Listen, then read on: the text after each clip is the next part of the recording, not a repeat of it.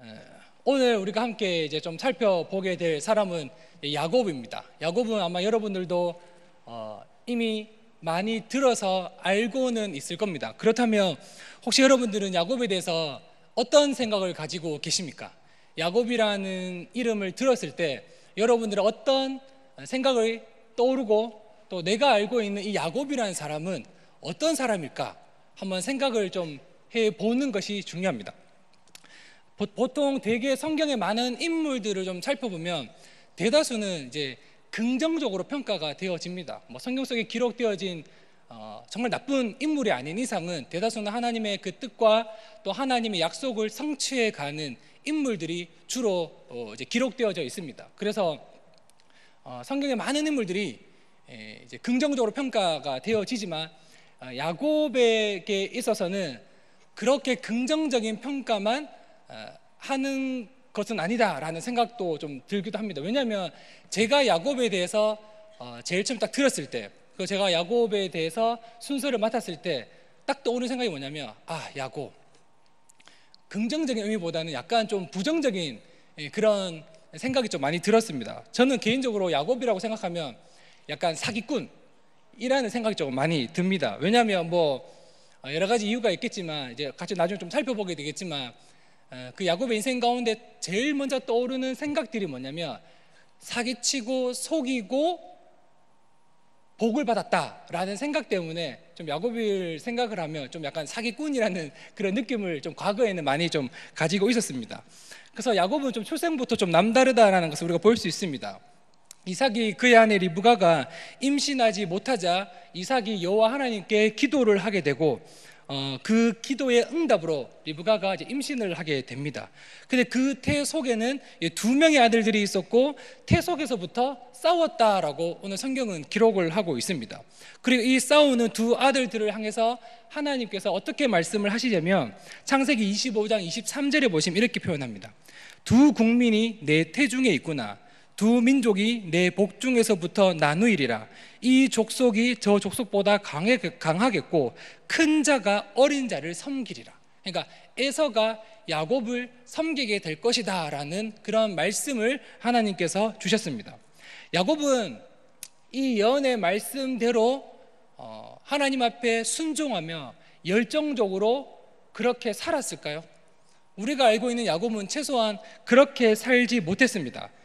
야곱은 욕심과 욕망에 따라서 자신의 인생을 이끌어온 대표적인 인물 중에 한 사람이었습니다. 물론 모든 끝까지 인생이 그랬다라는 건 아닙니다. 그러나 그의 인생 중에 많은 부분 자신의 욕심과 욕망이 자신의 삶을 이끌어갔다라는 것을 우리는 알 수가 있습니다.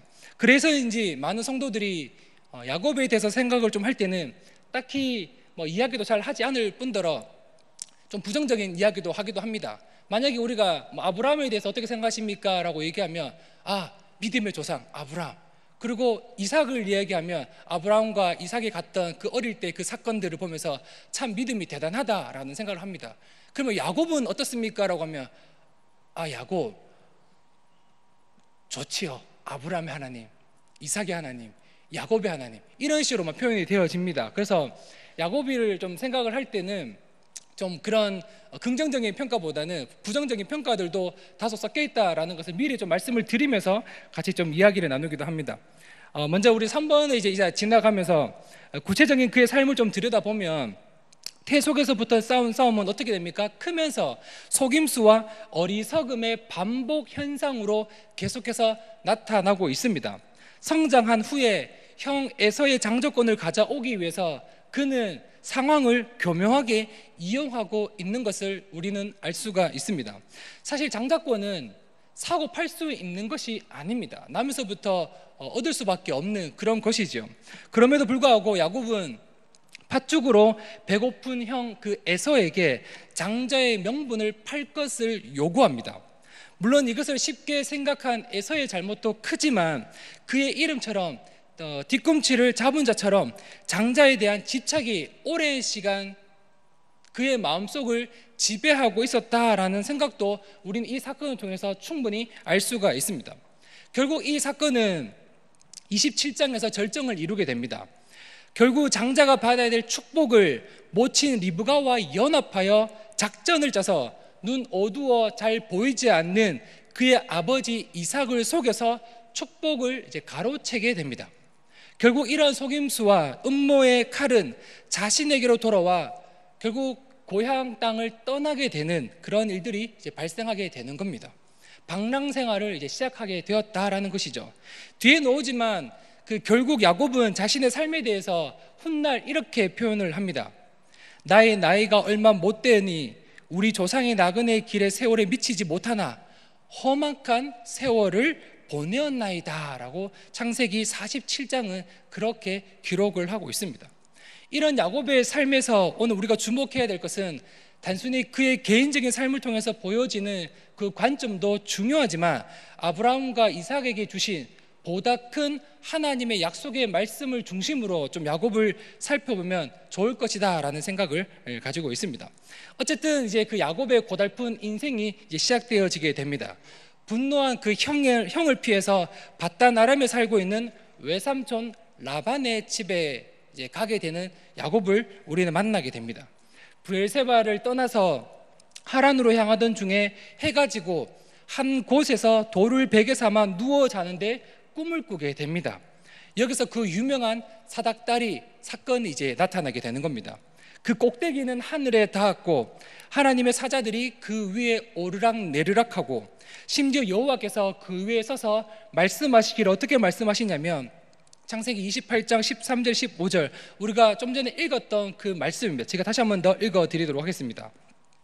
나는 여호와니 너희 조부 아브라함의 하나님이요 이삭의 하나님이라. 내가 누워있는 땅을 내가 너와 내 자손에게 주리니 내 자손이 땅의 티끌같이 되어 내가 소, 동, 북, 남으로 퍼져나갈지며 땅의 모든 족속이 너와 내 자손으로 말미암아 복을 받으리라. 내가 너와 함께 있어 네가 어디로 가든지 너를 지키며 너를 이끌어 이 땅으로 돌아오게 할지라. 내가 네게 허락한 것을 다 이루기까지 너를 떠나지 않겠다라고 하나님께서는 오늘 야곱에게 말씀을 하고 있습니다. 그냥 우리가 구절을 읽어만 봐도 들어만 봐도 엄청난 약속의 말씀을 하나님께서는 야곱에게 주셨습니다. 그리고 이곳을 하나님의 집이요 이는 하늘의 문이로다 말하며 베개를 삼았던 그 돌을 가져다가 기둥을 세우고 그 위에 기름을 붓고 그곳을 무엇이라고 이름합니까? 베델이라고 이제 야곱이 이름을 짓게 됩니다. 홀로 선 이곳에서 하나님을 만났고 하나님의 약속을 받았습니다. 그리고 또 소원도 하지요. 이 귀한 하나님의 언약의 말씀을 듣는 이 순간 야곱의 상태가 어떻습니까? 야곱이 하나님 앞에서 철저하게 하나님 말씀을 따르고 순종하며 오직 하나님만 바라보고 있는 그때에 하나님께서 야곱이 너무 예뻐서 오늘 야곱에게 나타나 내가 너에게 이런 복을 주겠다. 너와 너로 말미암아 너의 씨로 말미암아 모든 족속이 복을 받게 하겠다. 내가 약속한 이 모든 것을 이루기까지 내가 결코 너를 떠나지 않겠다. 이 얼마나 축복의 메시지입니까? 이 메시지를 받고 있는 이 상황, 야곱이 하나님 앞에서 정말로 하나님 말씀 앞에 너무너무 순종을 잘 하여서 예쁘게 봐서 하나님 약속을 주고 있는 이런 상황입니까? 아니에요. 현재 야곱은 어떤 상태입니까? 아버지 이삭을 속여서 장자가 받아야 될 축복을 가로챈 아주 복잡한 성격의 인물로 표현되어져 있습니다. 그 사건으로 인해서 어떻게 됩니까? 형 에서의 미움을 사게 되고 목숨을 부지하기 위해서 도망을 치고 있는 장면입니다. 이런 상황 속에서 하나님께서는 야곱에게 나타나 아브라함과 이삭의 하나님으로 자신을 소개하면서 그들에게 준 약속의 말씀을 동일하게 다시 한 번 더 주실 것을 약속하시고 이 언약을 재확인하는 사건이 오늘 여기서 일어나고 있는 것입니다. 받은 말씀을 기억하고 이 말씀대로 순종하며 살았다면 참 좋았겠지만 야곱은 이 말씀을 받고 난 이후에도 여전히 그렇게 살지를 못했습니다. 그의 인생을 좀 살펴보면 그의 삶은 마치 쏜 화살이 부메랑이 되어서 자기 자신에게 돌아와 속임이 속임으로 당하고 당하는 그런 인생을 살게 되는 야곱을 우리는 살펴볼 수가 있게 되는 것입니다. 그래서 우리는 여기서 제가 좀 전에 말씀드렸다시피 인간적인 야곱의 한 개인의 삶을 통해서 발견할 수 있는 것들도 있지만, 이 사건들로 인하여서 하나님이 어떻게 일하시고 이런 사건들 속에서 하나님이 어떻게 개입하셔서 어떻게 일하고 계시는가, 이것을 좀 더 집중적으로 보는 것이 오늘 좀 야곱을 제대로 볼 수 있는 시간이기도 합니다. 어쨌든 뜬금없지만 하나님께서는 여기서 이제 엄청난 놀라운 하나님의 그 복의 계획들을 야곱에게 이제 말씀을 하셨습니다. 그러니까 앞으로 역사를 내가 이끌어 가겠다라는 거예요. 약속하는 주체가 여호와 하나님입니다. 나는 여호와니, 여호와라는 말 자체는 언약이나 약속과 관련되어서 나오는 이름이기도 합니다. 그러니까 내가 이 언약, 이 약속을 반드시 이루겠다라고 말씀하고 있는 주체가 바로 여호와 하나님이다라는 겁니다. 그 하나님께서는 반드시 내가 이 일을 이루겠다라는 그 약속의 말씀을 오늘 야곱에게 하시고 있는 겁니다. 그래서 우리는 이 야곱을 통해서 나타나고 있는 이 하나님의 그 약속, 하나님의 복의 흐름을 함께 볼 수 있어야 합니다. 어쨌든 그 이제 이후에 야곱은 외삼촌 라반에게 가서 의도하진 않았지만 속임을 당하는 세월을 이제 경험을 하게 됩니다. 20년이라는 그 긴 시간 동안 속임을 당하고 살게 되어지고, 그리고 아내 2명과 첩 2명을 이제 맞이하게 됩니다. 특별히 이 장에서는 많은 이들이 일부 다처제에 대한 이야기를 좀 이야기합니다. 뭐 일부 다처제가 과연 가능한가? 하나님의 그 족보 안에서 너무나 귀한 가계도 안에서 야곱이 일부 다처제를 하는 게 과연 이게 맞는 말인가? 이런 이야기를 합니다. 여기에 보시면 하나님의 그 약속을 받은 그 족보 안에서 일부 다처제를 하나님이 허용하셨는가라고 질문을 만약에 하신다면, 결론적으로 말씀드리자면 하나님은 결코 이 창세기 2장에서 갈비뼈 사건을 이야기하면서 남과 여자를 만들었다, 그리고 한 가정이 되게 했던 그 결혼 제도를 주시면서 이것에 대한 일탈 행위를 결코 허락하신 적이 없습니다. 또한 이후 일부 다처제로 인해서 야곱의 가정에 파고든 이 어두운 역사를 봐도 하나님이 결코 그것을 승인했다라고 말씀할 수가 없습니다. 그 이제 뒤에 보면 나오겠지만 그 4명의 여인들이 애를 낳기 위해서 엄청난 경쟁을 이제 펼칩니다. 물론 좀 더 구체적으로 얘기하면 4명의 아내라기보다는 레아와 라헬이 남편 야곱을 쟁취하기 위해서 끊임없이 이렇게 자녀를 놓는 것을 우리는 알 수가 있습니다. 특별히 창세기 30장에 좀 보면 어느 정도 그 경쟁이 심했냐라고 이야기하면, 라헬이 더 이상 야곱을 통해서 애를 낳을 수가 없으니 이 라헬이 남편 야곱에게 무엇이라고 얘기합니까? 그의 시녀 비라에게 가서 애를 낳으라고 이야기를 합니다. 그러니까 남편 야곱이 원해서 애를 낳은 게 아니고 그 아내 라헬이 그 남편 야곱에게 강요해서, 그래서 또 그 강요받은 야곱은 또 그 라헬의 말을 따라서 그의 시녀 비라에 가서 애를 낳습니다. 단과 납달리를 낳게 되죠. 여기서 납달리의 이름의 뜻을 보면 뭐라고 되어 있냐면 언니를 크게 이겼다라고 이야기합니다. 그러니까 그 동생 라헬이 이제 남편 야곱에게 자신의 시녀를 통해서 아이를 낳게 하고, 그 낳아진 그 아이의 이름을 통해서 내가 언니를 크게 이겼다라고 이야기를 하는 겁니다. 어느 정도의 경쟁이 심했는지 아시겠죠? 근데 또 레아가 가만히 있을 수 있습니까? 레아가 또 그 첫째 아들을 통해서 또 얻게 되어진 그 합한 채를 또 동생에게 주게 되고, 또 라헬이 그 합한 채를 받으면서 언니 레아에게 내 남편에게 들어갈 것을 허락을 합니다. 다시 말하면 남편을 좀 약간 사고 파는 경제까지 이르렀습니다. 그러니까 레아와 라헬이 얼마나 이 야곱을 정치하기 위해서 얼마나 경쟁이 심했던지 이제 이 글을 좀 살펴볼 수가 있습니다. 그러니까 이런 엄청난 이 사건들을 통해서도 우리는 결코 하나님께서 이런 것을 허용하신 것이 아니다라는 것도 알 수 있습니다. 또 하나는 라반에게 속아서 레아를 가지고 그저 속게 되죠. 라반에게 속아서 첫째 레아를 가지게 되는 겁니다. 그러나 또 어떤 일이 일어납니까? 라헬을 얻기 위해서 다시 7년의 시간을 봉사하라고 이야기를 하고, 또 야곱은 그것 역시 그대로 또 따라서 7년의 봉사를 하게 됩니다. 이 또한 정당화될 수는 없습니다. 여전히 어리석은 일의 반복이다라고 우리는 생각할 수밖에 없습니다. 그러나 위에서 말씀을 계속 드렸다시피 오늘 이 일이 어리석음으로만 끝나는 것이 아닙니다.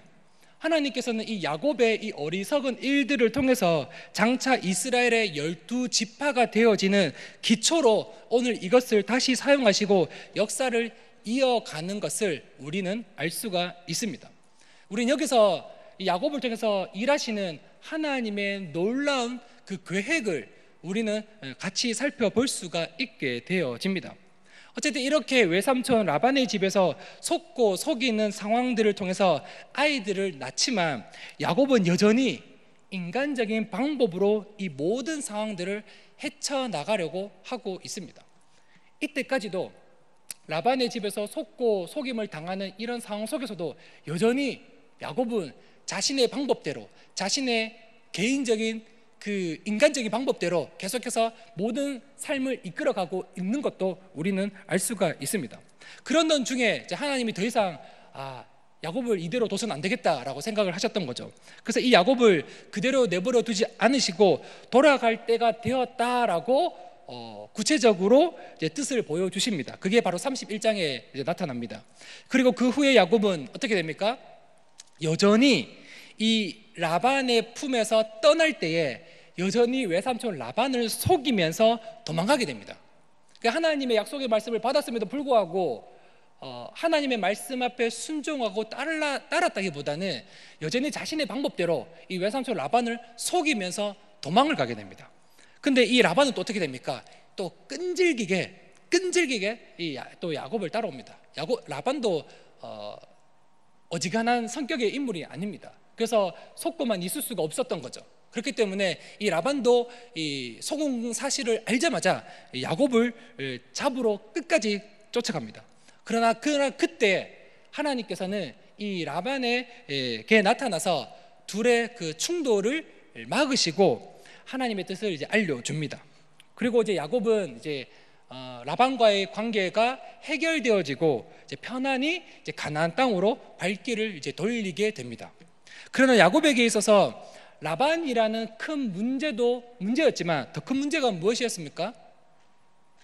왜 야곱이 현재 라반의 집으로 오게 되었습니까? 바로 형 에서와의 문제였습니다. 바로 이 형 에서와의 문제, 더 큰 문제가 지금 남아 있었습니다. 도무지 이 일을 어떻게 풀어야 될지 몰라서 고민하는 터에 또 하나님께서는 하나님의 사자를 야곱에게 보냅니다. 그래서 야곱은 하나님의 사자들을 만나게 되고 그곳을 무엇이라고 부릅니까? 마하나임이라고 부릅니다. 마하나임의 뜻은 하나님의 군대다라는 뜻입니다. 하나님은 형 에서를 만날 생각에 온갖 두려움으로 뚱뚱 뭉쳐 있었던 이 야곱을 만나 주셨고, 야곱은 그 하나님의 그 사자들을 향해서 마하나임이라고 여겨질 만큼 하나님의 군대다라고 여겨질 만큼 마음의 어떤 위로와 해석을 하고 있다라는 것을 알 수가 있습니다.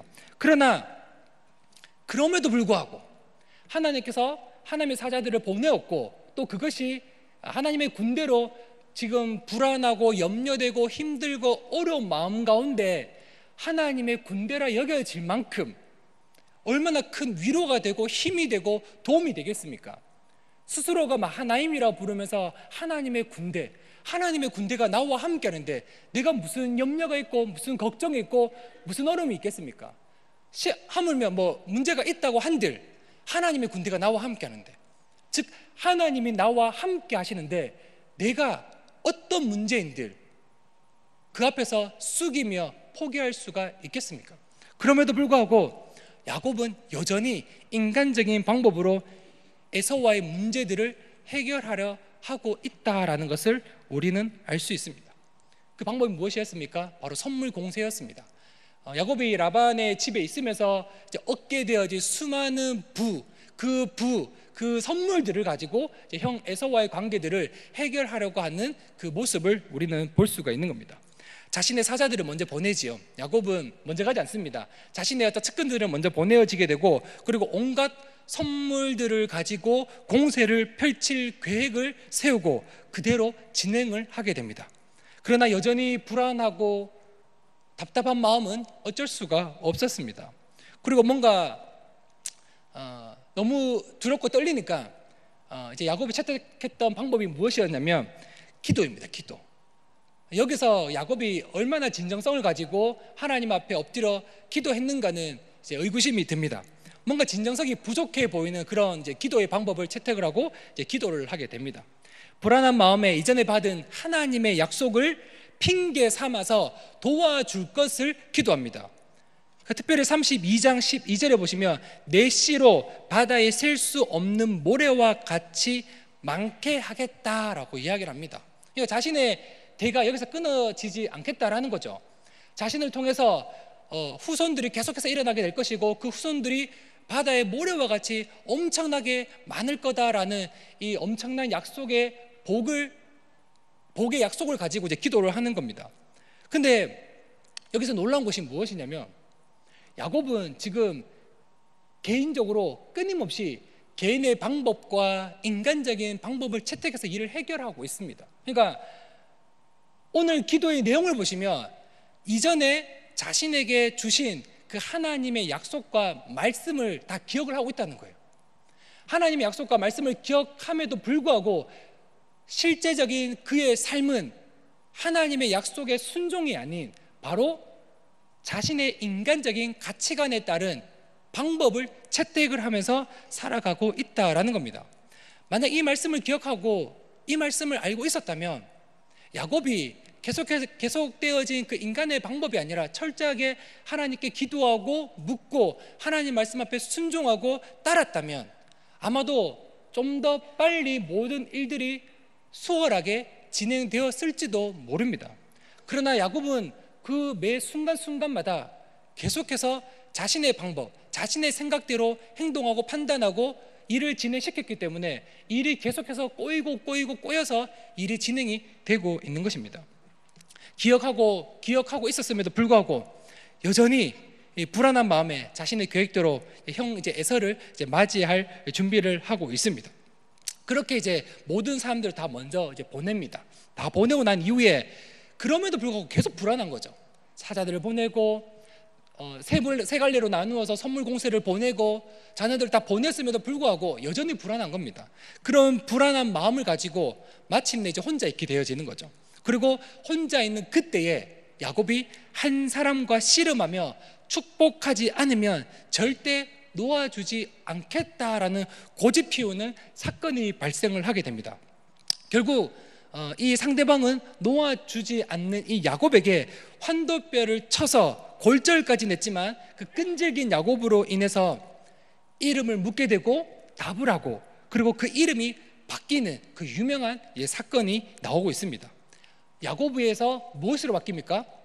야곱에서 이제 이스라엘로 이제 이름이 이제 바뀌게 되는 겁니다. 바로 하나님과 사람과도 겨루어 이겼다라는 뜻을 가지고 있는 이제 이 이스라엘로 바뀌게 되어지는 겁니다. 야곱은 그곳을 이제 브니엘, 바로 하나님의 얼굴을 보았다, 내가 하나님을 보았다라는 그 브니엘이라고 이제 이름을 이제 붙이게 됩니다. 그리고 이제 에서와의 그 큰 문제도 어렵게 화해를 하게 됩니다. 그러니까 야곱은 매사에 그 중요한 사건들이 있을 때마다 그가 생각해낸 인간적인 방법으로 모든 일들이 해결되어진 것이 아니라 바로 그 매 순간순간마다 나타나시고 개입하셔서 일하시는 하나님을 통해서 이 모든 일들이 진행되어지고 변화되고 바뀌고 있다라는 것을 우리는 알 수가 있는 겁니다. 이렇게 해서 이제 라반과의 문제도 이제 해결이 되었고 형 에서와의 문제도 이제 다 해결이 되었습니다. 자, 그렇다면 이제 끝이 납니까? 야곱의 인생에 있어서 형 에서와의 문제도 이제 해결이 되어졌고 그리고 외삼촌 라반과의 문제도 해결이 되었습니다. 그렇다면 이제 야곱에게는 남은 것이 없습니까? 아니죠. 아직 한 가지가 여전히 남아 있습니다. 그것이 무엇입니까? 그의 가장 깊은 중심 가운데 있었던 야곱과 하나님과의 관계입니다. 하나님은 야곱에게 말씀하셨고 계속해서 말씀을 하시지만 야곱은 여전히 그 하나님 말씀 앞에 순종하기보다는 자신의 방법으로 그의 인생을 이끌어 온 것을 우리는 계속해서 살펴볼 수가 있었습니다. 그러나 그때마다 하나님께서는 개입하시고 하나님의 역사를 써내려가고 있는 것도 우리는 볼 수가 있었습니다. 야곱은 복을 받기 위해서 교묘하게 상황들을 이용하였고 또 엄마 리브가와 함께 철저하게 계획을 짜고 사기를 쳐서 장자의 축복권을 빼앗는 그런 아주 저돌적인 그런 사람이었습니다. 그런 야곱이 이제는 이제 그 형 문제도 해결되어지고 라반과의 문제도 해결돼서 이제 그 가나안 땅으로 이제 들어오게 되어집니다. 모든 문제가 마치 해결되어진 것처럼. 그러나 여전히 그 속에는 하나님과의 관계가 여전히 남은 채로 그렇게 가나안 땅으로 들어오게 됩니다. 이제 남은 것은 잘 먹고 잘 살면 되겠다라는 생각을 가지고 있었을지도 모릅니다. 그러나 모든 것이 좋다라고 생각하는 그때에 34장에 보시면 엄청난 사건들이 이제 발생하게 됩니다. 34장은 바로 디나 사건이 일어나게 됩니다.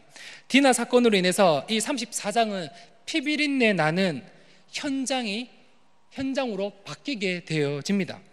속이는 인생을 살아온 이 야곱은 먼저는 라반에게 속았습니다. 그리고 아내들에게도 속았습니다. 마침내 자녀들에게도 속임을 당하는 처참한 현실을 야곱은 맞이할 수밖에 없었습니다. 모든 것이 엉망이 되었고 도무지 풀어갈 방법이 보이지 않는다라는 것을 우리는 생각할 수가 있습니다. 어쩌면 우리에게 주신 그 하나님의 자유의지가 우리의 현실을 망가뜨려 놓은 것이 아닌가라는 생각도 해보게 됩니다. 철저하게 만약에 하나님께 강제로라도 이끌려 살았으면 이런 일이 없었을 텐데 야곱은 하나님이 말씀을 하셨음에도 불구하고 그가 가지고 있는 자유의지로 자신의 판단과 자신의 생각에 맡겨진 그의 인생을 살았기 때문에 오늘 이 엄청난 사건이 계속해서 일어나고 있는 것입니다. 그때 하나님은 또 이런 처참한 상황 속에서 그냥 내버려 두지 아니하시고 또 하나님은 다시 한 번 더 야곱의 인생 가운데 개입을 하십니다. 그리고 야곱에게 말씀합니다. 다시 베델로 올라갈 것을 말씀을 하고 있습니다. 야곱이 처음 약속을 받았던 바로 그곳, 그 베델로 다시 올라갈 것을 요구하는 겁니다. 단순히 지명적인 이유 때문에 그곳으로 가라고 이야기하겠습니까? 아니에요. 하나님께서는 베델에서 하나님께서 약속하신 그 약속의 말씀을 야곱이 다시 상기하고 그 상기되어진 그 말씀을 가지고 자신의 마음의 신비 가운데 새기고 그 새겨진 말씀을 가지고 오늘의 일상을 살아가라고 다시 한 번 더 하나님께서는 말씀을 하고 있는 것입니다. 단순히 지명으로 올라오라는 얘기가 아니에요. 야곱 인생 가운데 철저하게 무너지고 깨트려지고 있는 이 상황 속에서 하나님께서는 다시 한 번 더 내가 너에게 말씀했던, 내가 너에게 약속을 주었던 그 베들로 다시 올라오라고 이야기하는 겁니다. 기억나시죠? 나는 여호와다. 나는 아브라함과 이삭의 하나님이다. 내가 너와 함께 하겠다. 내가 너에게 복을 주겠다. 내가 이 모든 일들을 이루기까지 결코 너를 떠나지 않겠다. 하나님 말씀을 분명했습니다. 조건에 달린 것이 아니라 이 약속의 주체는 나 여호와다라고 분명히 말씀하셨습니다. 내가 이루겠다라는 것이죠. 내가 반드시 이 약속을, 이 언약을 내가 성취시키겠다라는 하나님의 강력한 메시지였습니다. 바로 그것으로 야곱에게 다시 한 번 더 올라가라고 그곳으로 다시 올라가서 나의 말을, 나의 언약을, 나의 약속을 다시 한 번 더 기억하고 철저하게 순종할 것을 하나님은 이 야곱에게 요구하고 있는 장면입니다. 속이는 인생에서 속임을 당하며 온갖 인간적인 삶의 가치관으로 똘똘 뭉쳤던 그 야곱은 베델로 올라가라는 하나님의 말씀에 드디어 눈이 뜨여지게 됩니다. 내가 이제 어떻게 살아야 될 것인가를 발견하게 되는 것이죠. 자신의 모든 삶의 기준으로 여겼던 그 모든 것들을 다 내려놓습니다. 자발적으로 이방 신상들을 다 파묻어 버립니다. 자신을 정결하게 하고 의복을 바꾸어 입는 그 모든 태도들을 통해서 이제는 여호와 하나님 중심으로 살 것을 그의 삶을 통해서, 모습을 통해서 우리는 발견할 수 있게 되어지는 겁니다. 이제 와서야 그가 가지고 있었던 이방 신상들을 땅에 파묻었다라는 거예요. 그렇다는 말은 이전까지 계속해서 그것을 들고 다녔다라는 거죠. 물론 그의 아내가 그것을 가지고 온 것이지만 여전히 그의 가족은 그것을 가지고 있었다라는 겁니다.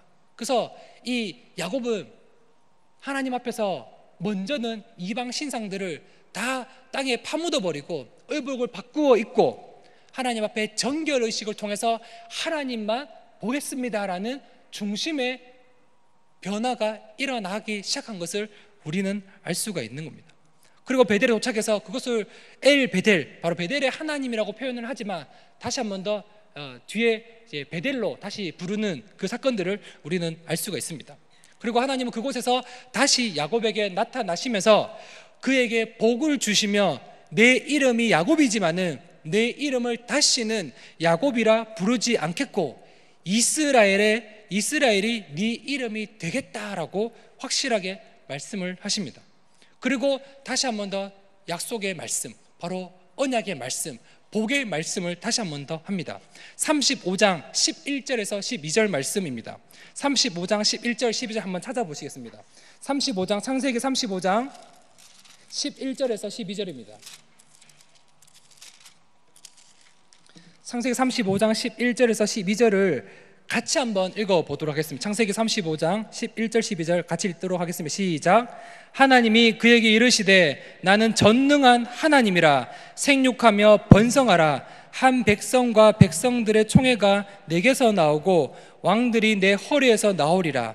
내가 아브라함과 이삭에게 준 땅을 내게 주고 내가 내 후손에게도 그 땅을 주리라 하시고, 하나님은 다시 한 번 더 이 베델에서 야곱을 만나시고 약속의 메시지를 분명하게 주십니다.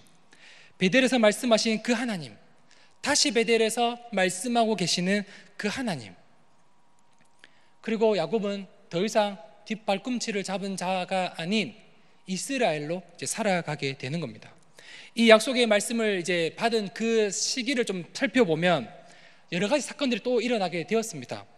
어미 같았던 유모 드보라가 죽게 되어지고 또 사랑했던 라헬이 죽으면서 낳게 된 아이가 있습니다. 그 이름이 베냐민이죠. 근데 모든 것이 이제 해결되어지고 죽는 것이 억울했던지 이 라헬은 막내 베냐민을 낳고 이름을 어떻게 부르냐면 베노니라는, 내 고통의 아들이라는 이름으로 부릅니다. 그러나 야곱은 다시 이 이름을 되잡아서 베냐민이라는 이름으로, 오른손의 아들이라는 그 베냐민이라는 이름으로 다시 이제 부르게 됩니다.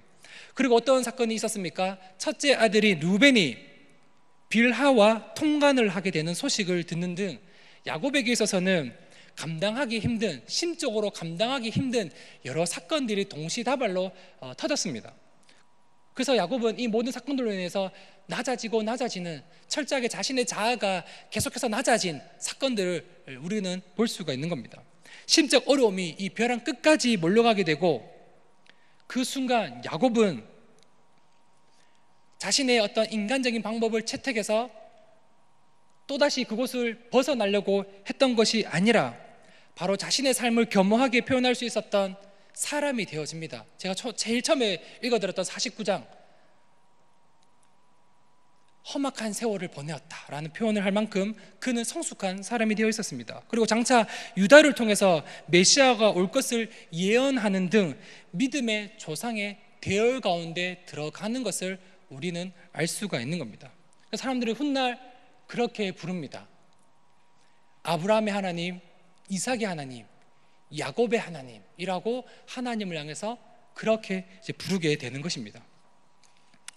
그래서 오늘 이 야곱을 좀 살펴보면서 결론적으로 이제 우리가 좀 살펴볼 것은, 우리는 이 철저하게 인간적인 가치관을 가지고 속이며 속이는 기가 막힌 인생을 산, 그래서인지 많은 이들이 여전히 야곱에 대해서 긍정적인 이야기를 하는 것을 꺼리는 이 야곱을 통해서 철저하게 바닥까지 치고 친 그와 그의 가족들을 통해서 하나님이 어떻게 일하고 계신가를 우리는 함께 살펴볼 수가 있었습니다. 하나님은 야곱에게 태어날 때부터 약속의 말씀을 하셨고, 또한 그가 힘들고 어려운 그 절망의 순간 속에서도 개입하셔서 끊임없이 내가 너와 함께 하겠다, 난 여호와다, 너와 아브라함과 이삭과 야곱 너희들을 통해서 모든 민족이 복을 받게 하겠다, 바로 너로 씨로 말미암아 바다의 모래와 같이 많게 하겠다라는 계속적인 메시지를 주었습니다. 그러면서 그 야곱의 인생을 개입하시면서 그를 조금씩 변화시키시고, 인간적인 가치관으로 살았던 그 야곱을 하나님 중심적인 삶으로 하나님께서는 바꾸어 가셨다라는 겁니다.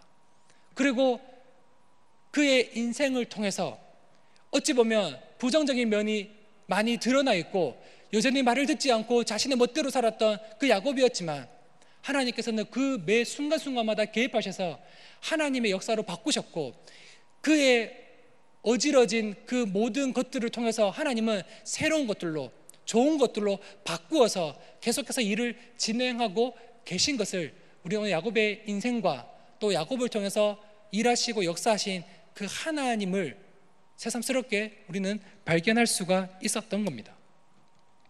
어찌 보면 야곱의 그 인생은 베델에서 베델로라는 그 문장으로 충분히 해석이 가능합니다. 야곱은 베델에서 하나님을 만났고 다시 한 번 더 베델에서 하나님을 만나면서 그의 인생은 완전히 변화되었습니다. 말씀을 받았지만 여전히 개인적인 삶을 살았던 야곱, 그러나 하나님은 다시 베들로 올라오기를 말씀하시고 다시 한 번 더 그 말씀을 기억하고 하나님의 중심으로 살아가기를 원하셨던 그 하나님의 말씀을 오늘 우리들에게 적용해 본다면, 오늘 우리들 역시 야곱에게 베들로 올라오라는 그 메시지는 오늘 우리 각 개개인에게 말씀하시는 하나님의 메시지가 아닌가 우리는 생각해 볼 수가 있습니다. 우리는 여전히 하나님의 말씀을 듣고 하나님의 말씀을 배워가며 하나님의 말씀을 믿고 살아가지만, 여전히 오늘을 살아가는 나의 일상은 하나님과 상관없고 하나님 말씀 앞에 순종하지 못하고 여전히 나의 방법과 나의 주관과 나의 가치관대로 살아가고 있는 이 일상 가운데 하나님은 말씀하시는 것이죠. 다시 베들로 올라오라. 다시 베들로 올라오라. 다시 나의 약속의 이 언약의 말씀을 기억하고 그 말씀 앞에 순종하고 그렇게 살아가기를 요구하시는 하나님을 우리는 오늘 야곱을 통해서 만나볼 수가 있게 되는 것입니다. 하나님 분명히 오늘 우리들에게 말씀하고 있습니다. 베들로 올라오라고. 그래서 우리는 우리의 베델이 어디인지는 저는 모릅니다. 그러나 각 개개인은 하나님이 오늘 나를 어디로 부르시고 어떻게 부르시고 어떻게 살아가기를 원하시는지는 개개인의 자신이 가장 잘 알 거라 생각이 듭니다. 그래서 오늘 이 야곱을 통해서 우리는 내가 다시 한 번 더 돌아가야 할, 다시 한 번 더 하나님의 말씀을 찾고 그 말씀 앞에 순종하고 엎드려야 될 그 말씀이 어디인지 무엇인지 오늘 발견하는 것이 오늘 우리가 야곱을 함께 살펴본 큰 숙제 중에 한 가지가 되는 것입니다.